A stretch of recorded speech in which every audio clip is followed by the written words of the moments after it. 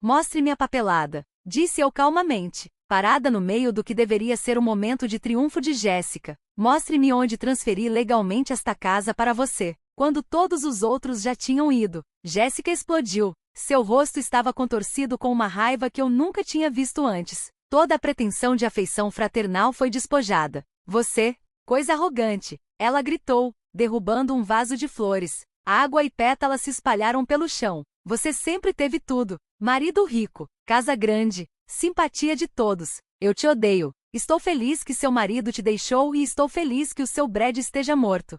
As palavras ecoaram pelo quarto, repentinamente silencioso. Olhei para minha mãe, esperando alguma reação de horror, choque. Mas, em vez disso, ela se moveu para ficar ao lado de Jéssica, com o rosto endurecido pela raiva.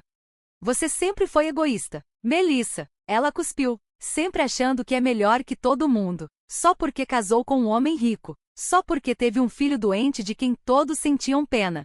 Senti uma clareza fria invadir minha mente enquanto os observava. Durante anos, eu os apoiei financeiramente, $1.500 todo mês, sem falhas, depositados na conta deles. Presentes de Natal, presentes de aniversário, pacote surpresa, o cruzeiro que paguei no ano passado, a nova reforma da cozinha, as reparações do carro para o Mercedes do meu padrasto, tudo isso, enquanto eles favoreciam constantemente Jéssica, dando desculpas para o seu comportamento, permitindo seus piores impulsos.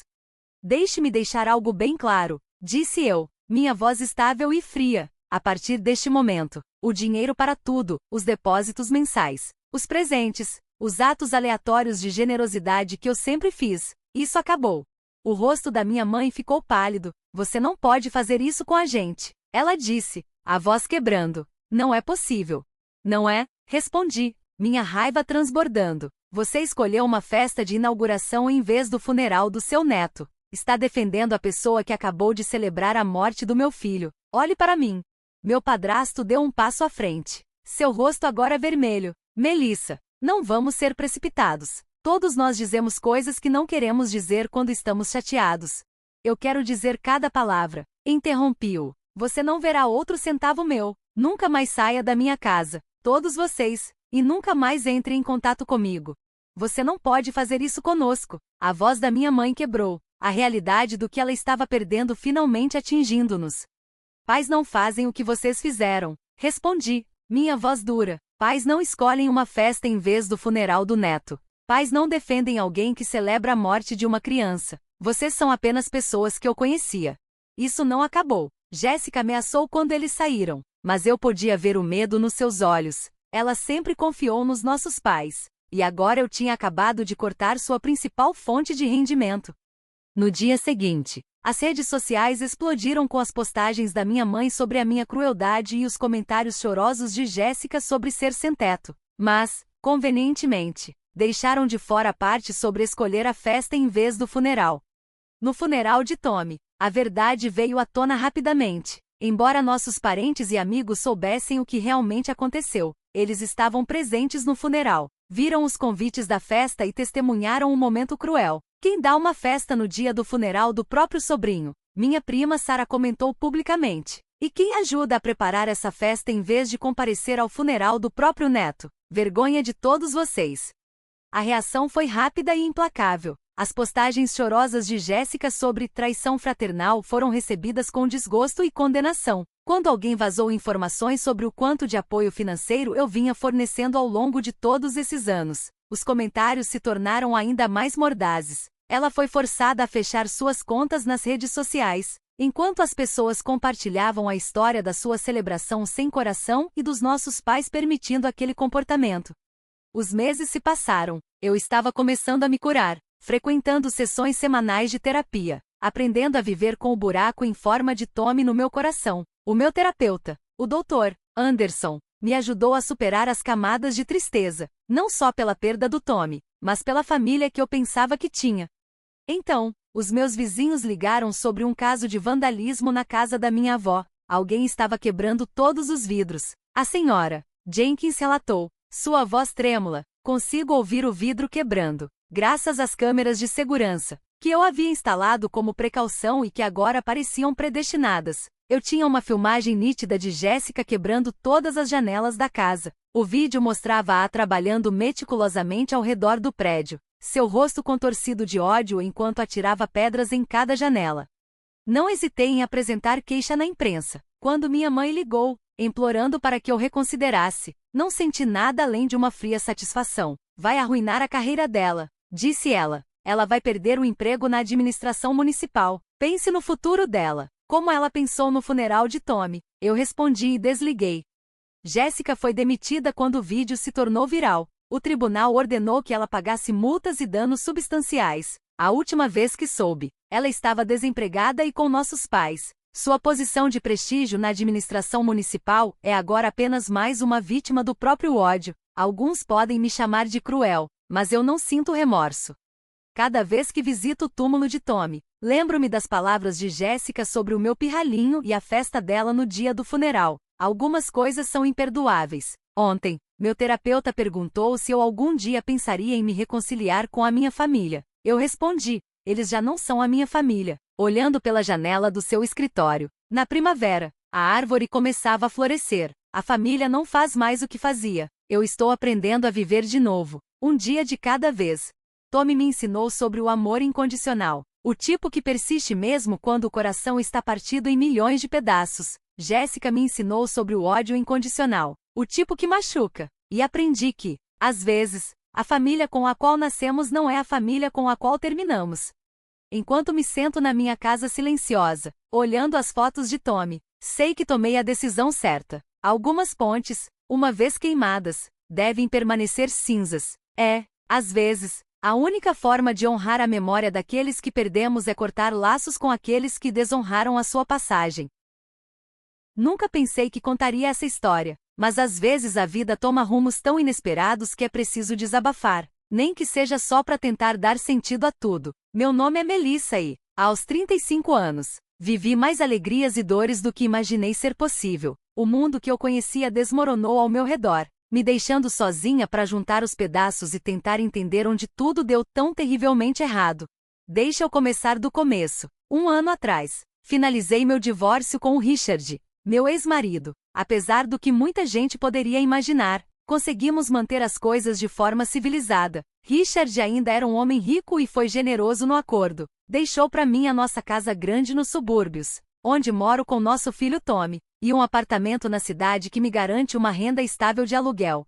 A casa é linda, com um quintal enorme onde o Tommy adorava brincar. Já o apartamento fica numa localização excelente, então nunca preciso me preocupar em encontrar inquilinos. Mamãe, quando o papai vai vir me visitar? O Tommy me perguntava quase todos os dias, com aqueles olhões azuis cheios de esperança e inocência. Ele tinha 6 anos e, apesar do divórcio, o Richard continuava sendo uma presença constante na vida dele.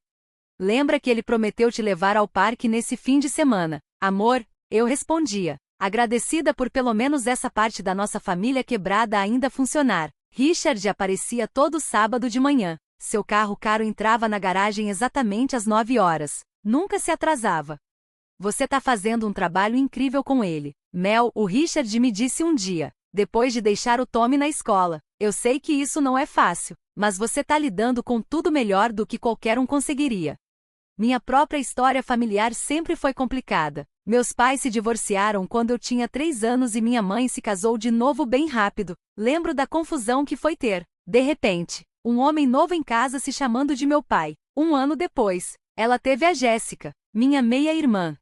Enquanto crescíamos, eu e a Jéssica nunca fomos próximas. Mantivemos o que eu chamaria de uma relação educadamente distante. Pais diferentes, personalidades diferentes, vidas diferentes.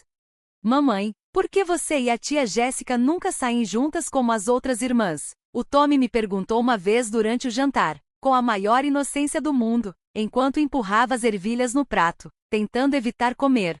Lembro de ter parado por um segundo antes de responder. Às vezes, irmãos são diferentes, meu amor, e tudo bem, assim como nem sempre você quer brincar com todas as crianças da sua turma.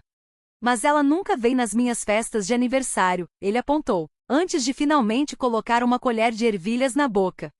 Jéssica está ocupada demais com a própria vida. Às vezes a vida é assim, eu expliquei, embora, no fundo, soubesse que a verdade era bem mais complicada. Jéssica sempre pareceu guardar um certo ressentimento pela nossa dinâmica familiar, especialmente depois que meu pai continuou me sustentando financeiramente durante a faculdade, enquanto o pai dela mal conseguia pagar as contas.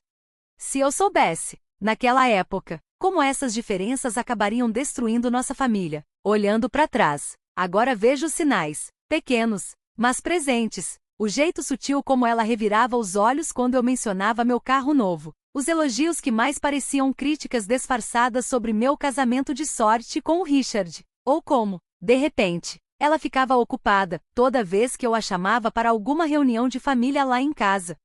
Sua irmã tá com ciúmes, minha amiga Sarah vivia me dizendo. Tem gente que simplesmente não consegue lidar com o sucesso dos outros, mas eu sempre ignorava esses comentários. Repetia para mim mesma que família é família e que, um dia, a gente ia achar um jeito de preencher aquele vazio entre nós. Tão ingênua eu era. Tudo mudou quando minha avó, a mãe do meu pai, faleceu. Ela era uma mulher simples, morava numa casa modesta na periferia da cidade. Aquele tipo de lugar onde jardineiras de gerânios enfeitam a varanda, e a porta da frente ainda rende igualzinho como há 30 anos. O funeral foi pequeno, mas digno, do jeitinho que ela gostaria. O que eu não esperava era que ela tivesse deixado tudo para mim no testamento. A casa e todas as suas economias. Eu nem fazia ideia de que ela tinha dinheiro guardado. Sua avó sempre teve um carinho especial por você, meu pai me disse, ainda com os olhos vermelhos. Enquanto estávamos no cemitério, ela adorava quando você a visitava todo domingo com o Tommy, mesmo depois do divórcio. Vivia me dizendo, aquela menina tem um bom coração, igual ao do pai dela. Eu só queria que o Tommy tivesse tido mais tempo com ela. Respondi, olhando meu filho colocar um pequeno buquê de margaridas sobre o túmulo. Ele mesmo tinha colhido as flores no nosso jardim, naquela manhã. Mamãe, a Bisa agora tá no céu? Ele me perguntou, com a mãozinha escorregando suavemente para dentro da minha. Sim, querido, e aposto que ela já tá fazendo os famosos biscoitos de chocolate dela lá em cima. Ainda estava tentando processar toda essa herança inesperada quando meus pais me chamaram na casa deles para uma conversa séria de família, como disseram. No instante em que entrei, senti a tensão no ar. A casa estava com aquele cheiro familiar do assado de panela exclusivo da minha mãe, mas o conforto daquele aroma era ofuscado por uma atmosfera pesada, inconfundível, de confronto. Minha mãe me fez sentar à mesa da cozinha, a mesma onde, por anos, tivemos tantos jantares em família. Os arranhões de adolescência da Jéssica ainda estavam visíveis na madeira, as marcas na madeira, cicatrizes dos anos, eram lembretes permanentes da nossa história familiar. Quer um café? Minha mãe perguntou, já me servindo uma xícara na minha caneca favorita. Ela sabia exatamente qual era. Precisamos conversar sobre a casa da sua avó. Ela começou, com aquele tom específico que, desde a infância, aprendi a reconhecer como um sinal de alerta. O que tem ela? Perguntei, já me sentindo na defensiva. Envolvi as mãos na xícara quente, me preparando para o que vinha. Foi então que meu padrasto entrou na conversa, se inclinando na cadeira que rangeu com o peso dele.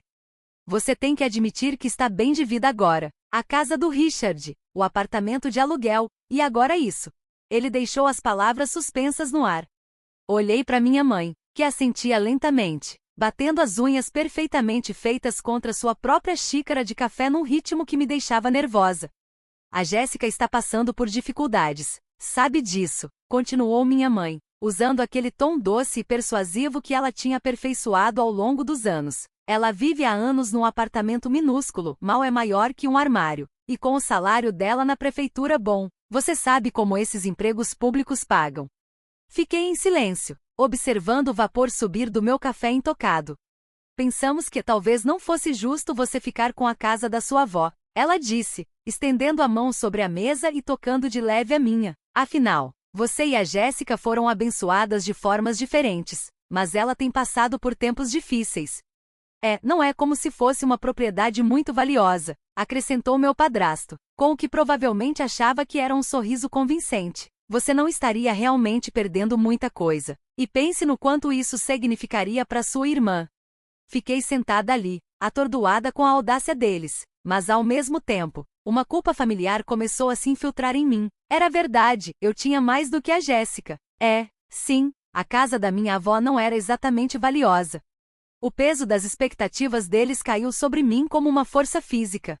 Vocês conversaram com a Jéssica sobre isso? Perguntei, já sabendo a resposta só de ver como os dois trocaram olhares. Bem, queríamos falar com você primeiro, minha mãe disse rapidamente, mas ela tem passado por momentos muito difíceis ultimamente. Você sabe que ela terminou com o namorado, aquele do banco.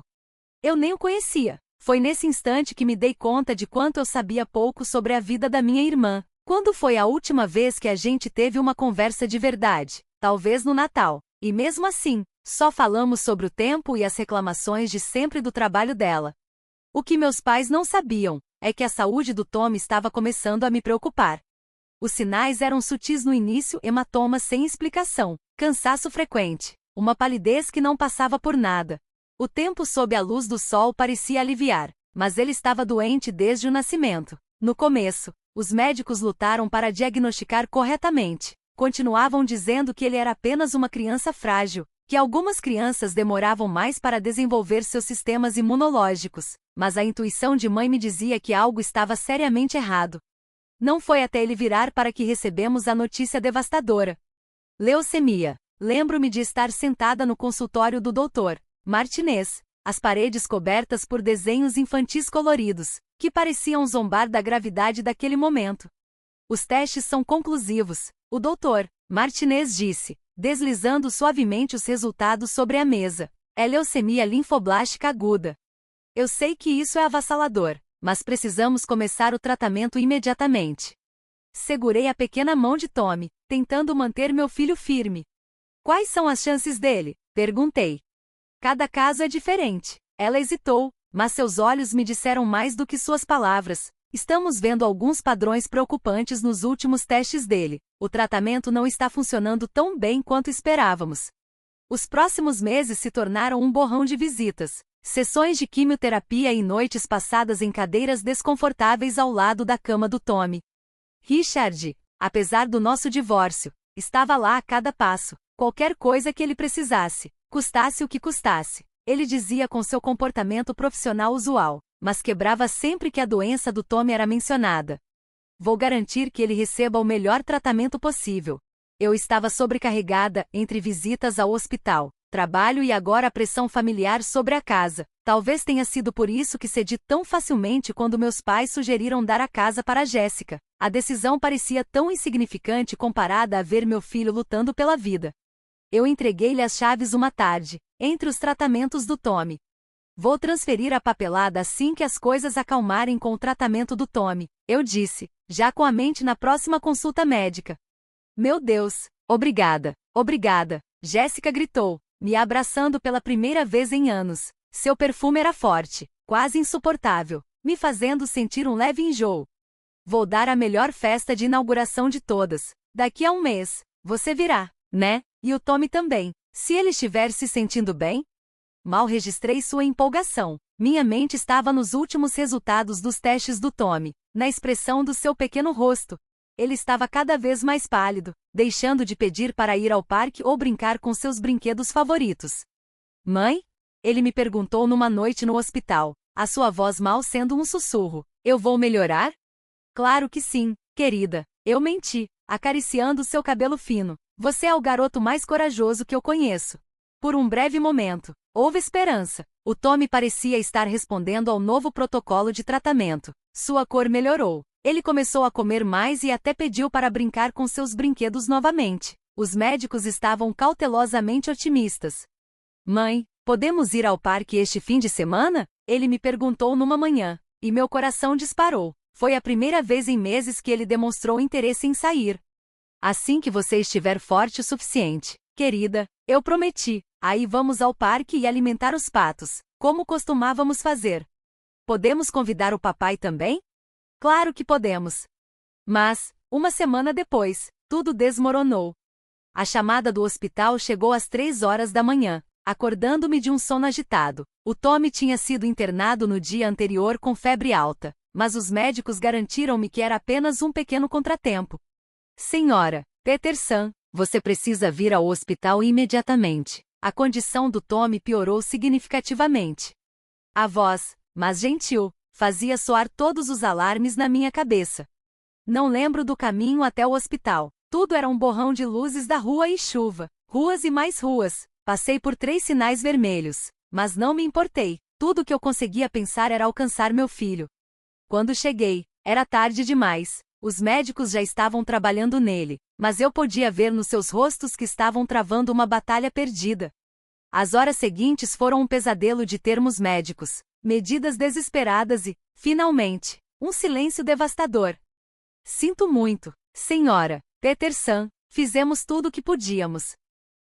A voz da doutora Martinez falhou quando ela deu a notícia. O sistema dele estava fraco demais para lutar mais. Fiquei sentada ao lado da sua cama durante horas depois, segurando sua pequena mão fria. Não conseguia processar que o meu lindo e corajoso garotinho tinha partido. O sol estava nascendo quando Richard chegou, com o rosto pálido. Mel, ele sussurrou, me puxando para os seus braços. Oh Deus, Mel! Através da minha névoa de tristeza, consegui mandar uma mensagem para Jéssica. Tommy morreu, o funeral é em 3 dias. A resposta dela veio 5 minutos depois. Ok, só aquela palavra minúscula, sem emoção, sem condolências, sem qualquer reconhecimento de que o sobrinho dela, uma criança que ela conhecia desde o nascimento, tinha acabado de morrer. Quando liguei para minha mãe 1 hora depois, a resposta dela foi ainda mais chocante. Tive que me firmar contra a parede enquanto marcava um número, precisando ouvir a voz da minha mãe, precisando do conforto que só uma mãe pode dar. Ah, sim, disse Jéssica, sua voz distante e distraída. Ouça, querida, sobre o funeral. Não vamos conseguir ir, temos outros compromissos nesse dia. Outros compromissos? Eu repeti, convencida de que devia ter ouvido errado. O mundo parecia inclinar-se no seu eixo. Sim, a festa de inauguração da casa da Jéssica é nesse dia, e eu prometo ajudá-la a se preparar. Entende? Essas coisas dão tanto trabalho, e já convidamos todo mundo. Seria um incômodo remarcar. Agarrei o telefone com mais força, meus dedos gelados e meu corpo todo rígido. Mãe, esse é o funeral do Tommy. Estamos falando do funeral do seu neto. Eu sei, querida, e é muito triste, mas a vida continua, não é? A Jéssica está planejando essa festa há semanas. Não podemos desapontar todos os seus convidados. Eu não entendi, não conseguia compreender. O mundo tinha deixado de fazer sentido no momento em que o coração do Tommy parou de bater. Mas isso, escolher uma festa de inauguração em vez do funeral do neto? Minhas mãos tremiam enquanto descava o número de Jéssica. O que diabos você está pensando? Perguntei assim que ela atendeu o telefone. Quase escorregou dos meus dedos trêmulos. Por que você está dando a sua festa no dia do funeral do Tommy? Porque esse é o dia que eu quero ter. Ela respondeu, sua voz fria e objetiva. Eu podia ouvir música tocando ao fundo, o som dela andando pelaquilo que deveria ser a sua nova casa. Eu planejei isso, todos os convites foram enviados. Jéssica, esse é o funeral do meu filho, estamos falando do meu filho, o seu sobrinho, o garotinho que fazia cartões de aniversário para você todos os anos. Você não pode mudar a festa? Por que eu deveria? Ela estalou, e eu ouvi algo cair ao fundo. É só um funeral. Ele está morto de qualquer maneira. Não importa para ele quando for enterrado. Eu estou viva e quero celebrar a minha nova casa. Você sabe quanto tempo esperei por isso? O telefone escorregou dos meus dedos dormentes, caindo no chão da cozinha. Naquele momento, algo dentro de mim se partiu. E outra coisa, algo mais duro e frio, tomou seu lugar. Pensei em todas as vezes que Jéssica me abraçou quando chorei pela doença do Tommy. Todas as vezes que ela prometeu estar lá para mim. Se tudo tivesse sido uma representação. O funeral foi um borrão de roupas pretas e condolências sussurradas. Richard estava ao meu lado, uma presença constante. Sua mão ocasionalmente apertando a minha quando a dor ameaçava dominar-me. Minha mãe e meu padrasto ficaram cerca de 10 minutos, parecendo desconfortáveis em suas roupas de festa, sob os casacos pretos apressadamente colocados. Não podemos ficar muito tempo, minha mãe sussurrou, sem olhar nos meus olhos. A Jéssica precisa de ajuda para se preparar. Eu os observei partir, não sentindo nada além de um vazio. Frio e vazio onde o meu coração costumava estar. O carro deles nem sequer tinha saído do estacionamento, antes de ver minha mãe verificando o telefone, provavelmente coordenando os detalhes da festa com a Jéssica. Ouvi minha prima Sara sussurrar durante a recepção. Você ouviu falar da festa da Jéssica? Ela convidou metade da cidade. Sara sussurrou. Nenhum de nós vai. É claro que não está certo. Todos nós lhe dissemos isso, mas ela não quis ouvir. Eu abanei a cabeça. Um plano já se formando na minha mente. A casa da avó ainda era legalmente minha. Jéssica tinha as chaves. Sim, mas não a escritura, não a papelada, não o direito legal de hospedar qualquer coisa lá. Às 18 horas em ponto, quando eu sabia que a festa de Jéssica estaria a todo vapor, fiz 2 chamadas. A primeira foi para a polícia, para reportar intrusos na casa da minha avó. Minha voz estava firme enquanto eu passava o endereço e explicava que as pessoas estavam usando a minha propriedade sem permissão. A segunda chamada foi para o meu advogado, confirmando que todos os documentos da propriedade estavam em ordem. Tudo está exatamente como deveria estar. Ele me garantiu: a casa ainda é legalmente sua. Nenhuma transferência foi processada. Cheguei assim que a polícia chegou. A música estava tocando. Alguma música pop sobre celebração e bons momentos. Através das janelas, pude ver as pessoas dançando, bebendo e rindo. Jéssica estava no meio, toda vestida nova, fazendo de anfitriã de uma casa que, legalmente, me pertencia. Os policiais foram profissionais e eficientes. Mostrei os documentos. Minha mão firme enquanto apontava a escritura da propriedade, com meu nome claramente listado como proprietária. Esta é a minha propriedade, disse-lhes, minha voz ecoando pelo silêncio repentino quando a música parou. Essas pessoas estão aqui sem a minha permissão. O caos que se seguiu foi lindo de ver. O rosto de Jéssica passou de confusão para raiva quando seus convidados começaram a sair, sem querer se envolver em uma disputa com a polícia. A cuidadosamente preparada festa foi abandonada nas mesas. As decorações de repente parecendo baratas e sem graça na dura realidade do momento.